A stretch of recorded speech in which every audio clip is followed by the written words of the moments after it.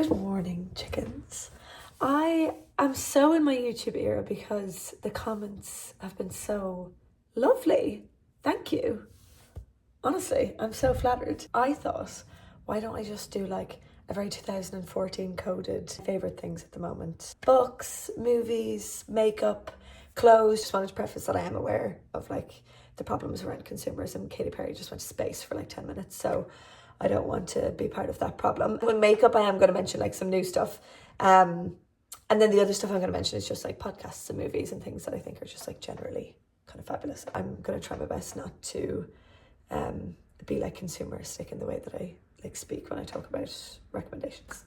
Anyway, let's get into it. Okay, first I thought it would be fun to do skincare, hair care stuff. Garnier Natural Bronzer Mousse. I tried this tan yesterday and I woke up this morning and I like couldn't believe my eyes. Does that look good? Okay, maybe that actually looks kind of bad. In real life, I swear, it looks like honestly amazing. Like I have a really bad problem with tanning my legs because they always go patchy.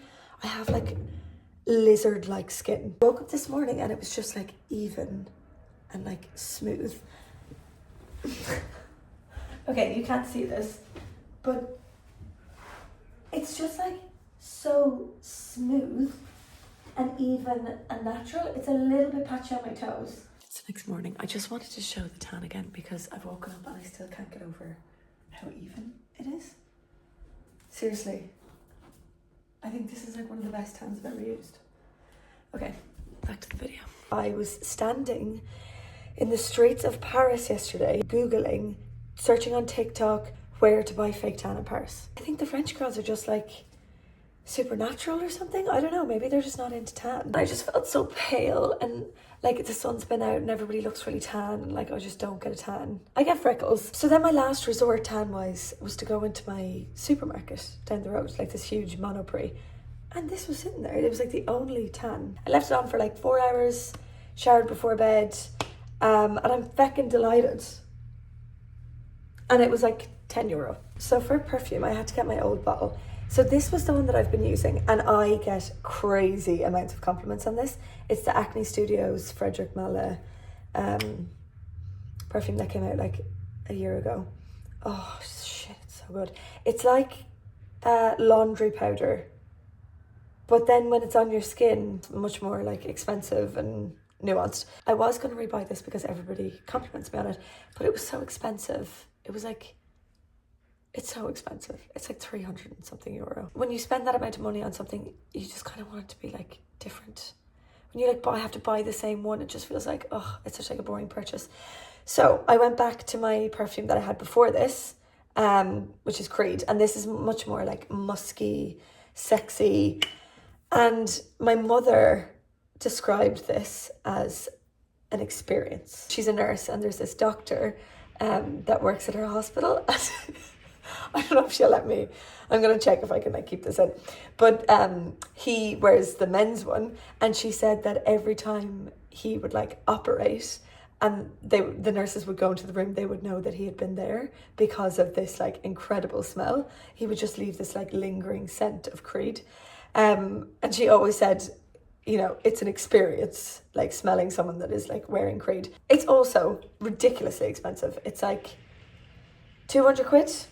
So yeah, they're both very expensive, but they are my favorite ones. This is like some voodoo shit. This stuff is amazing. It's from this brand that like I hadn't heard about before called Monastery, and I got a facial with them when I was in Copenhagen. And it's basically this like balm. It looks like snot.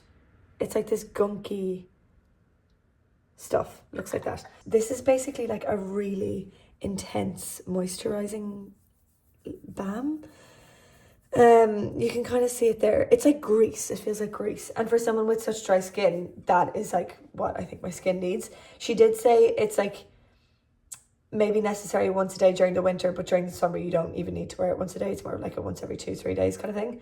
But I've been using it every day. It makes my makeup look really glowy, and it just makes me feel like way less scaly. It is really expensive. So yeah, but as someone who's not interested in skincare, I just use this. I wash my face and I use this. Sometimes I use what do you call it, serum thingy. Actually this like hyaluronic serum from Dr. Sturm. Skincare wise, this is the best thing that I've ever used. So expensive, but I think it's worth it. So then for my makeup bag currently, I made a whole video dedicated to this eyebrow pencil, and I will wear this eyeliner pencil. I will wear this eyeliner till the day I die. Like, I will never falter from Costa Riche by MAC. I actually made this whole TikTok about it when I like did it on all the girls. It's really nice on blue eyes, also really nice on green eyes. You know that Miley Cyrus meme? It makes me feel like that every time I put it on. I have a little bit of it on today. This is like the makeup product that I think actually makes the biggest difference to my face. Then for blusher, this Rhode one in Sleepy Girl. So I have it on now. I love this. There's something about the colour. It's just like the perfect colour for my skin tone. You can kind of see it there. And I love that it's a cream blush as well. Concealer. This is Say. Can you see that? Say Beauty. I think this is a Scandinavian brand. And I've really been liking it recently. Like the brand generally, but their concealer is fucking brilliant. It's like thick and it covers a lot, but it doesn't feel cakey. And then the Anastasia Beverly Hills brow gel. This like freezes your brows on your face, and it doesn't leave that like gross residue that I think a lot of the other ones do. I know the Benefit one did, the MAC one did. When I used those ones, it like left stuff in my eyebrows. So this is very, very recommended. Now on to clothes, styling-esque stuff. I have been obsessed with boat shoes at the moment. And these are the two pairs that I've been wearing all the time. So these ones I found secondhand last week. Okay, so I've been wearing them every day since last week. I just have my orthotics in them, so that's why the soles look weird. Oh, that's embarrassing. Did I walk around the whole time with that? Okay, but these were €38. And I got them at Emmaus, which is a secondhand like charity shop down the street. But they were like brand new and they are so comfy. Oh my God, these are so comfy. And I have problems with like my feet and my legs and hip and everything. So comfortable shoes is actually really important for me. I have the lower body of like a 60-year-old woman medically, so I have a fake hip, so I need to like be careful and not wear shoes that are too uncomfortable for too long. So a comfortable pair of shoes to me means a lot. So I'm so happy that I found these, and I just love how like preppy they are. These ones I actually saw at Engla's apartment when I was leaving her place like a month ago, and I was like, because I've been thinking about getting a pair like this for a while. I was like, what are they? She's like, oh, I got them from Timberland. I thought they were Dr. Martin, but they're Timberland. And she hadn't worn them. So I suggested I borrow them for a month or two, see how I like them, and then if she wants them, I'll give them back. Very comfy. They have like a little like insole almost in them, so more comfortable than like an average flat shoe. These Salomons I have worn like, I'd say I wear these like 4 or 5 days out of the week. They are the most comfortable shoes that exist. Just like, I wasn't going to include them, but just FYI. I have been loving like a really small fitted blazer. These are all secondhand. Let me actually show you my favorite black one at the moment. This one I have been wearing a lot. Where did I get this? Oh, I got this in a vintage shop in Dublin actually. So this is old Max Mara, and so is this one that I found on Sellpy, and this one is old Ralph Lauren. But they all have kind of a similar shape in that they're all just like fitted, kind of short blazers. And I just find them like so easy to style. Like I used to do the whole like oversized blazer thing all the time. There's something about a more fitted blazer that just makes me feel so much more put together and just a bit more like dressed up. And like they're super easy to style. It's as easy to style as an oversized blazer. But yeah, I just feel like more put together. And these days I feel a little bit more French in them. Dare I say it. This one I got in Tokyo at a flea market for like 20 quid. Love it. I've worn it a million times. When I want to feel a little bit more rock and roll, I wear this little Max Mara one. This doesn't really go with what I'm wearing, but if you take away the belt, it's quite fun, right? My favourite accessory of the month. Dun, dun, dun, dun. No, I actually can't like explain to you how obsessed with this helmet I am. Look at this colour. Is this not the most beautiful colour you've ever seen? It's gorgeous. It's shiny. It's potentially going to save my life. What more can you ask for in an accessory? If you have a bike, I really recommend you get like a super glam helmet because it really makes me want to wear it. I have been such a little movie binger recently. I'm like not someone that is into TV or series. Fun fact, we didn't have a TV growing up. My dad was very strict. I don't know if that's why, but I've never like been into series or whatever. Anyway, this month I've been watching a lot of TV because I guess I live on my own, new city. At night I just want to like curl up and like watch good movies. A Rainy Day in New York. How have I not seen this before? It's so cozy. The second one is the Moulin Rouge. I know everybody's seen this probably already, but I hadn't. It's bananas. I didn't know it was going to be so weird. I loved it. It really reminded me of Romeo and Juliet with Leonardo DiCaprio, like the way it was shot. And I liked how it was like so nuts at the start and then it slowly started to like calm down and you could actually like get a better sense of like the plot. Closer with Natalie Portman and Jude Law. I haven't seen anything like this in a while. I liked how like blunt the whole thing was. It's like quite raunchy in parts, but it's also like very deep. 10 out of 10, loved it. So then in terms of podcasts, I have been listening to the Girls Bathroom podcast for like years and years and years.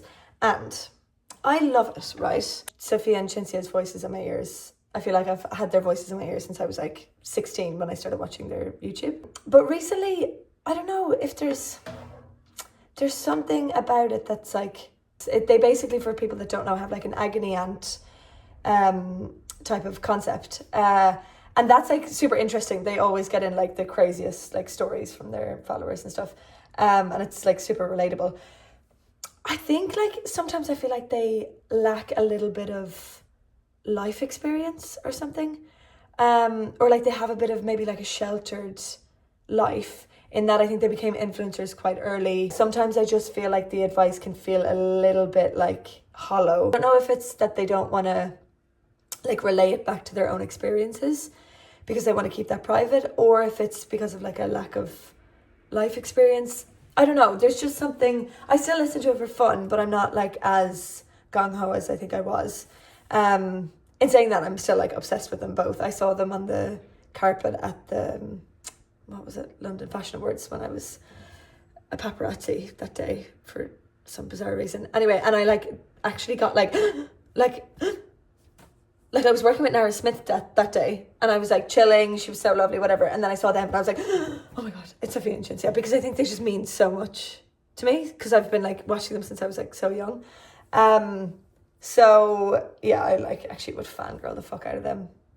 Anyway, that's just how I feel about their podcast at the moment. I listened to The Rest is Politics. I remember some guy in a nightclub once, some American Trump voter, who I tried to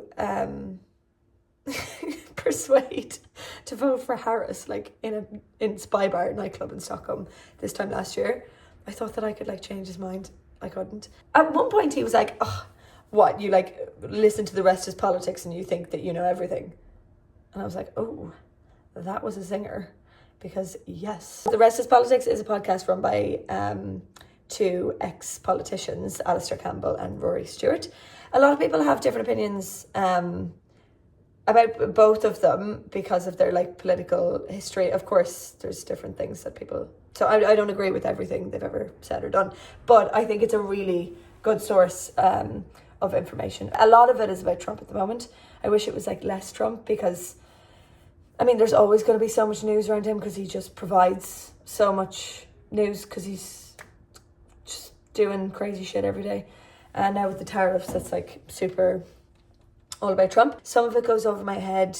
Some of it can be like really detailed about like UK politics. But in general, I think it's given me like quite a like broad understanding of what's going on in the world. So that one I quite like. And then they have a US version. And then they have a version called Leading, which is where they interview big names in politics. That one actually is my favourite out of all of them. I also listen to Keelan Moncrief. I think she's really good in that she's like educated, she's informed, thoughtful. So yeah, that's like a nice one in the middle that I've been liking. And then book of the month, ta-da, of course, is The Secret History. Philip is now halfway through it and he's like absolutely adoring it. My friend Sophie hated it. So, and then I like went on TikTok and there are people that hate it. I don't understand that. My mom also didn't really like it. She said it was very dark, but I didn't think it was that dark. I'm about to start reading The Housemaid. I will admit I haven't started it. I've had like too much on my plate. I actually also have realised I'm late for French, so I need to vamos. But thank you so much for watching and I hope that this was helpful and I'll see you.